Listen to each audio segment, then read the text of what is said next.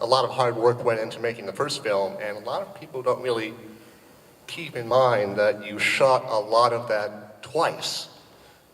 Once with Eric Stoltz, once with Michael J. Fox. And what I was wondering is, were you kind of, that being your first big film, were you kind of terrified after that happening that you might get fired too, or that okay, there's enough footage of me without Eric Stoltz in the shot that okay, they're not going to fire me? I didn't have that confidence at all, and I was very fearful that I would be fired at any minute. Honestly, somewhat the same. I was worried about that for the first day of shooting. Yes, I was. Yeah. You just don't know. This was my first big. I just didn't want to blow it.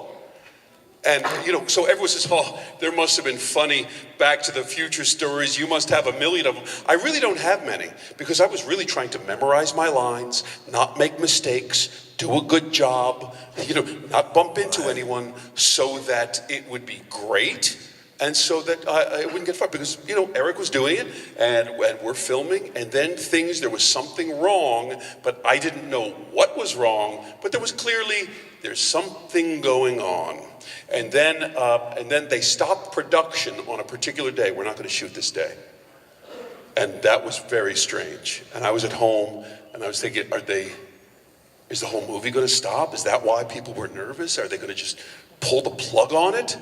And then Bob Gale, a producer, writer, called me at home, said, Tom, could you come down to the studio? We would like to talk to you. It's me. I'm getting fired. I really thought that. It was the longest drive I've ever taken in my life. I said, Bob, please, just tell me on the phone. We'd like to tell you in person. We'd like to talk to you. I take this long drive, and I'm thinking what we think, Don't blow it, just stand up and say, well, I thank you very much for the opportunity, and then I'll move to Alaska and work on one of those crab fishing boats, I guess. I don't know what to do now. That'll be it, And they took me in and said, we have some bad news.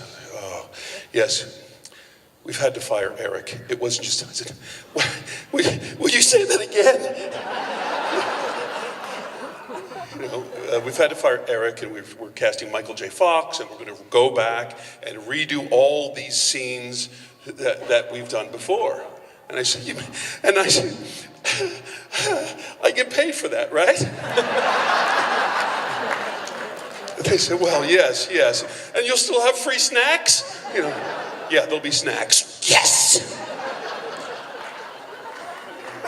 So, and then we did the weeks of filming again. Yeah, I didn't have foreknowledge that might happen. And I didn't smell it. I just didn't get any sense of it. Eric Stoltz was a good actor. He was acting good.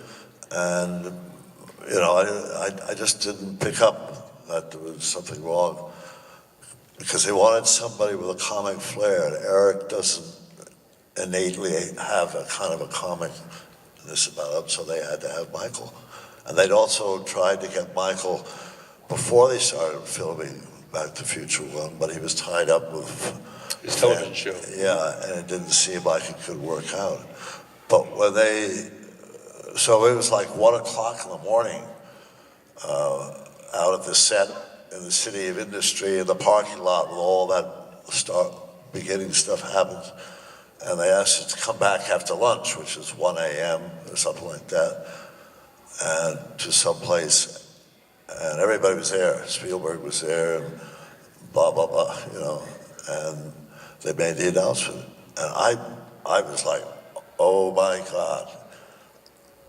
I felt that every day was a maybe day, because I was still trying to get my bearings with Doc Brown. I was still trying to find him, so I really put a lot into every shot for 6 weeks, and I thought, oh my God, I've got to do that over again. Mm-hmm. I was just like, but it worked out. And I didn't have to do every shot over again. And then it was really apparent, the chemistry with Michael just suddenly Yes. came alive. So we only have time.